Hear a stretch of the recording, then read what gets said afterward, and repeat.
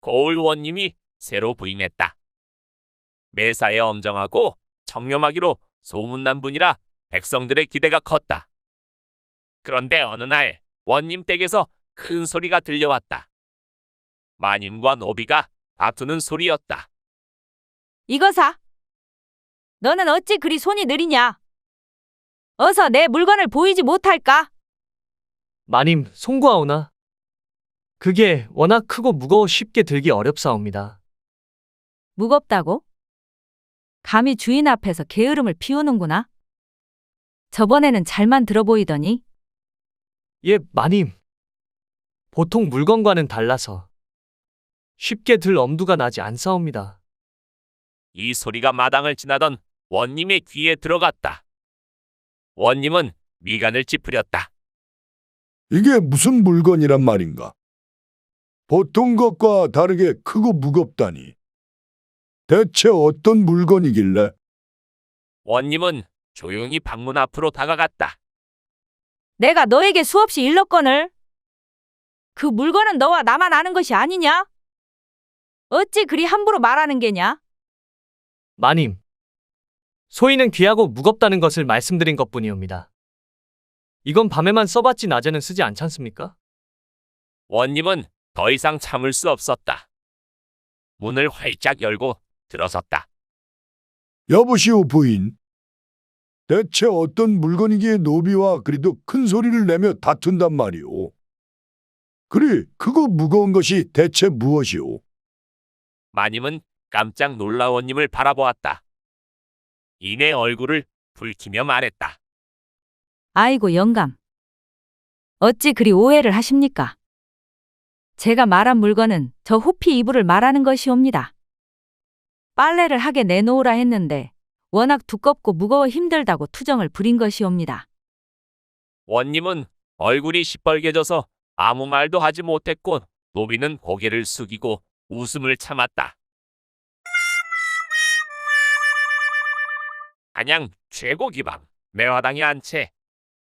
기생과 어느 양반이 은밀한 이야기를 주고받고 있는데 매양아, 이 늙은이의 씨 마른 장대에 다시 물이 오르게 할 재주가 정녕 내게 있느냐? 아이고, 영감님. 씨 마른 장대라니요? 매양이 손길이면 마른 장대도 금세 파릇한 새싹을 틔울 텐데요. 허, 내 요망한 입담이야 익히 알고 있으나 이 늙은이가 그리 쉽게 살아날까 싶구나. 이미 저승 문턱에 걸친 몸인 것을. 영감님, 저승 문턱이 아니라 하늘 문턱이라도 매양이가 손만 대면 번쩍하고 열릴 겁니다. 썩은 동아줄도 매양이 손에 닿으면 금줄로 변하는 법이지요. 과연 내 말대로라면 이 늙은이 남은 재산 다 털어서라도 내게 바칠 것이다. 허나 만약 꿈쩍도 않는다면 내게 벌을 내릴 터인데? 걱정 마시옵소서, 영감님. 매양이의 재주가 부족하여 승천하지 못한다면 이 몸을 바쳐 영감님의 여종이 되겠습니다. 대신 성공하면 저에게 비단 100필과 100냥을 주셔야 합니다. 좋다. 내 자신감에 걸어보겠다. 허나 어찌 그리 확신하는 것이냐?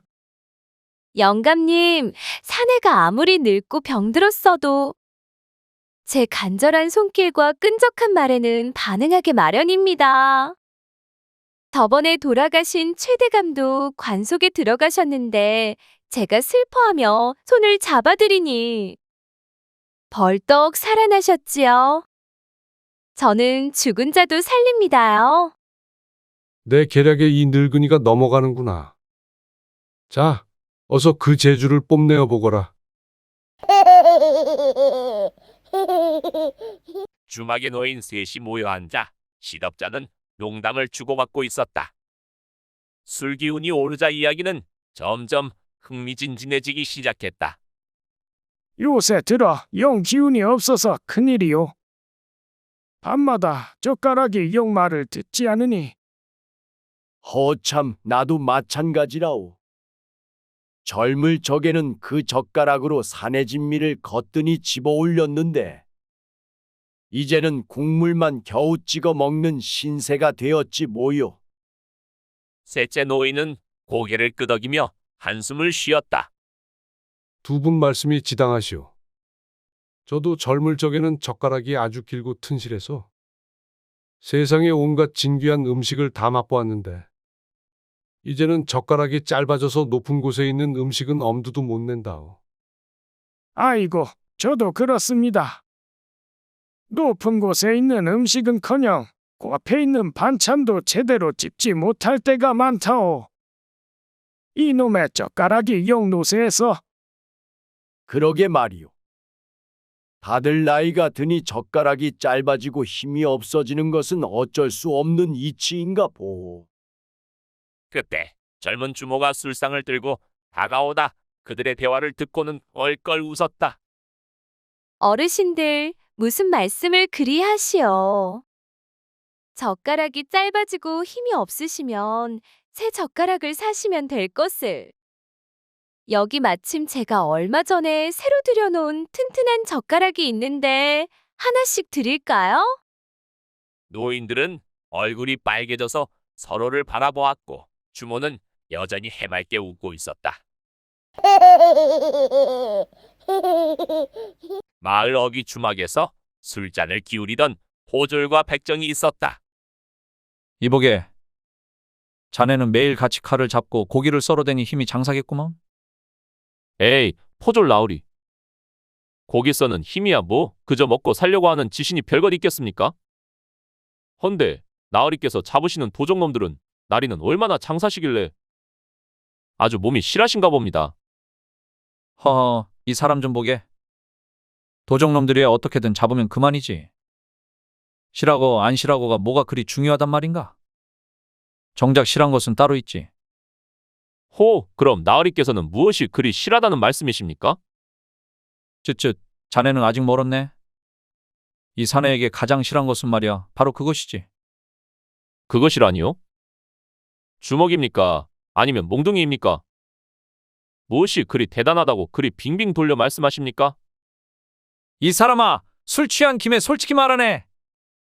사내라면 밤의 여인 앞에서 쓰는 장대가 가장 실해야 하는 법 아니겠는가? 아무리 낮에 용맹을 떨쳐봐야 밤에 시원찮으면 무슨 소용인가? 하하. 포졸 나으리, 그 말씀에 지당하십니다. 허나 백정인 저는 매일 나를 갈아대니 밤에 쓰는 그 장대도 저절로 강철같이 단단해지는 것 같습니다요. 나으리도 혹시 걱정이시라면 제가 비법이라도 알려드릴까요? 자네, 그게 무슨 소린가? 날 가는 비법이 어찌 그것에 도움이 된단 말인가? 나으리, 나를 갈 때마다 힘을 줘서 휘두르고 또 휘두르는 연습을 하다 보면 자연스레 허벅지와 허리가 단단해지는 법입니다. 그럼 밤에 딴 걸 휘두를 때도 훨씬 더 강력한 힘을 발휘할 수 있지요. 나으리도 한번 해보시렵니까? 이 백정이 아주 그냥 솔직하다 못해 발칙하구먼. 허나 그 말에 일리가 있긴 하군. 내일 당장 집에서 날이나 한번 갈아봐야겠구만. 이러다 나도 백정 되는 거 아닌가 모르겠어? 선비창식이 기방에 들러 기생을 불렀다. 기생은 곱게 단장하고 선비 앞에 앉았는데 선비나리, 어인일로 저를 찾으셨나이까?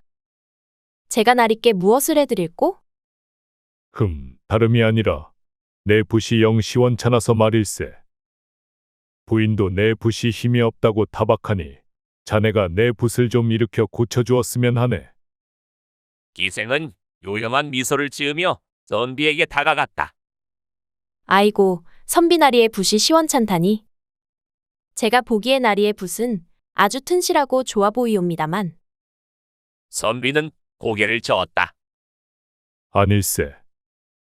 요즘 들어 붓이 영 말을 듣지 않아서 글씨도 제대로 써지지 않고 그림도 그릴 수가 없다네. 이러다가 쓸모없어질 지경이야. 기생은 선비의 손을 잡고 부드럽게 쓰다듬었다. 걱정 마시옵소서, 나리. 제가 나리의 붓을 기운 넘치게 만들어 드리겠습니다. 제가 나리의 붓에 먹물을 흠뻑 먹여서 다시 힘을 되찾게 해드리다. 선비는 기생의 말에 솔깃하여 눈을 반짝였다. 정말인가? 자네가 내 붓을 다시 쓸 만하게 만들어준다면 내가 자네에게 큰 보답을 하겠네. 기생은 선비의 품에 안기며 속삭였다.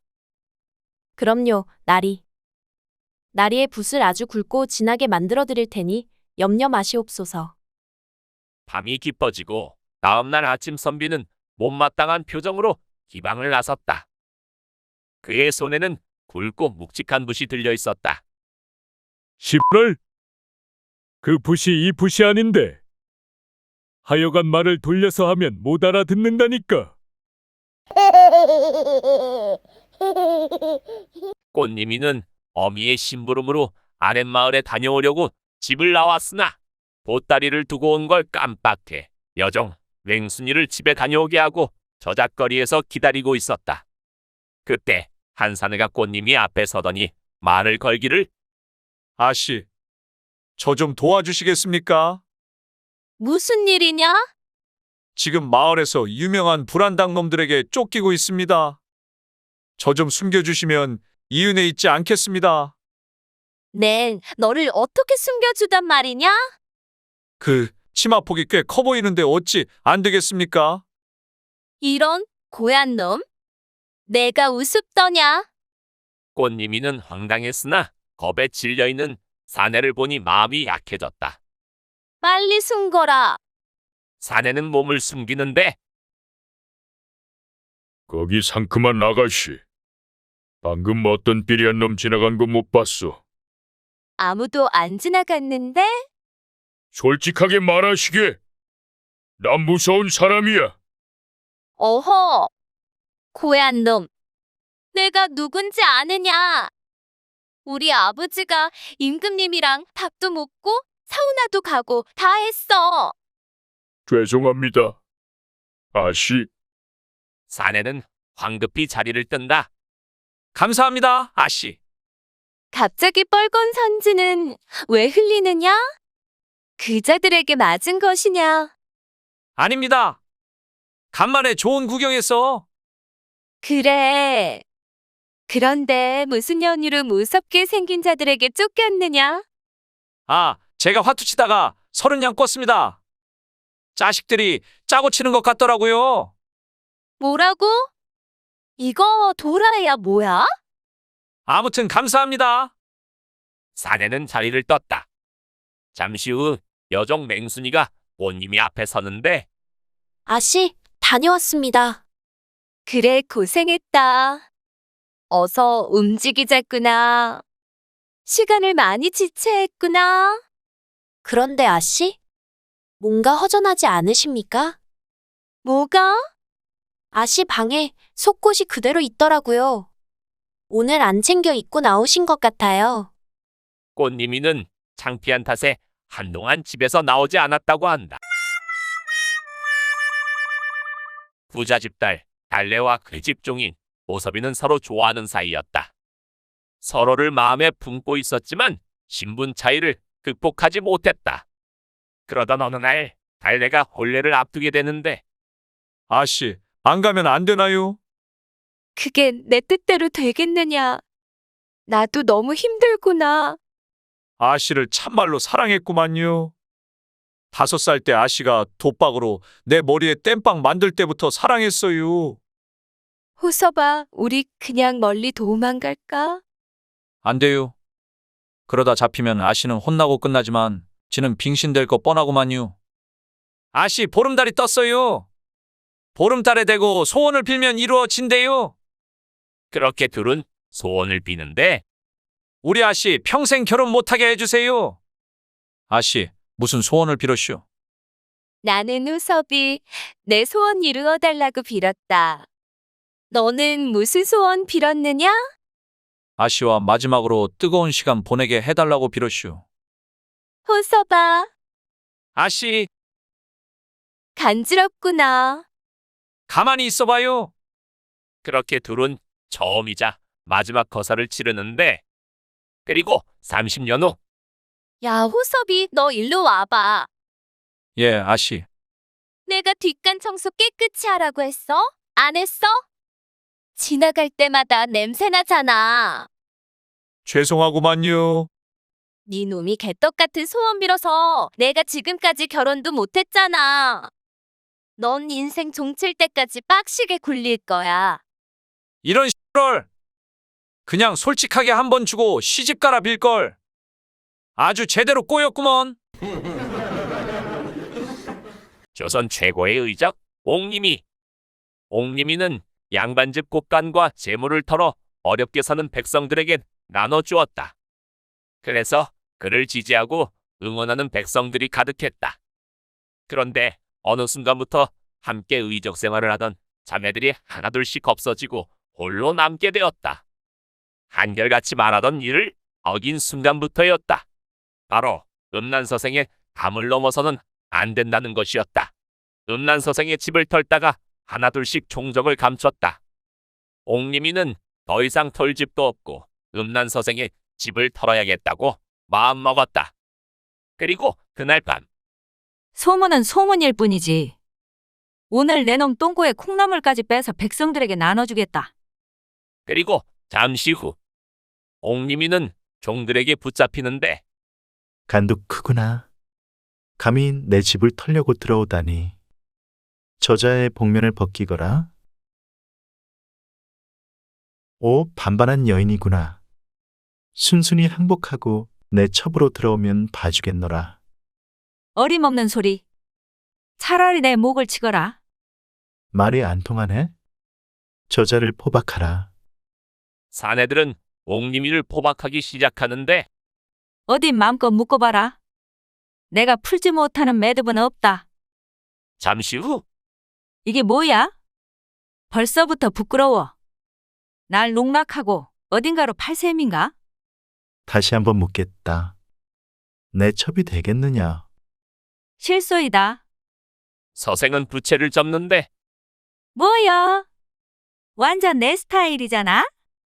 오빠, 절 마음껏 가지고 놀아주세요. 사랑해요. 기생오라비 오빠. 그렇게 옥림이는 도적의 삶을 접고 서생의 69번째 첩이 되어 행복하게 살았다고 한다. 어느 마을에 사는 효심이 깊은 덕배는 어미가 갑작스런 복통을 호소하여 깊은 밤 윗마을에 사는 의원 댁으로 향했다. 사정을 딱하게 여긴 의원은 덕배에게 약을 건네주었고 덕배는 서둘러 집으로 향했다. 엄니, 조금만 기다리세요. 제가 약 구했으니까 이제 괜찮아질 거예요. 그런데 잠시 후 누군가와 마주치는데 인정머리 없기로 소문난 산적 옥녀였다. 어이, 잠깐 스톱. 네? 가진 거 모두 꺼내놔. 순순히 내놓고 가면 목숨만은 살려주마. 제가 가진 게 없습니다. 어머니 약값으로 모두 써버려서 믿어주십시오. 뒤져서 나오면 한 푼에 5대다. 진짜 없습니다. 믿어주세요. 옥녀는 덕배의 주머니를 털어봤지만 먼지만 나올 뿐이었다. 돈이 없다면 어쩔 수 없지. 감사합니다, 선생님. 그럼 이만 가보겠습니다. 가라고는 안 했는데. 돈이 없으면 몸으로 때워야지. 그게 무슨? 잠시 후 짜시가 고만 질질 짜라. 처음엔 다 그런 것이요. 이 누님이 두고두고 생각날 것이다. 얼른 가서 엄니 약 다려 드려라. 그렇게 덕배는 몸으로 때우고 집으로 돌아갔다. 짜식 어린 게 삼삼하고만. 그리고 다음날 어이 잠깐 스톱. 네? 가진 거 모두 꺼내놔. 순순히 내놓고 가면 목숨만은 살려주마. 제가 가진 게 없습니다. 어머니 약값으로 모두 써버려서 믿어주십시오. 그래 돈 가지고 다녀. 얼른 가서 엄니 약 다려 드려라. 이대로 끝인가요? 그냥 가래도. 다른 걸로 드릴 수 있는데 뭔 소리여. 저 아직 총각입니다. 그런데 뭐. 저리 안 가? 곤장 맞고 싶어. 까짓 거 뭐 맞고 말죠. 누님, 올해 춘추가 어떻게 돼요?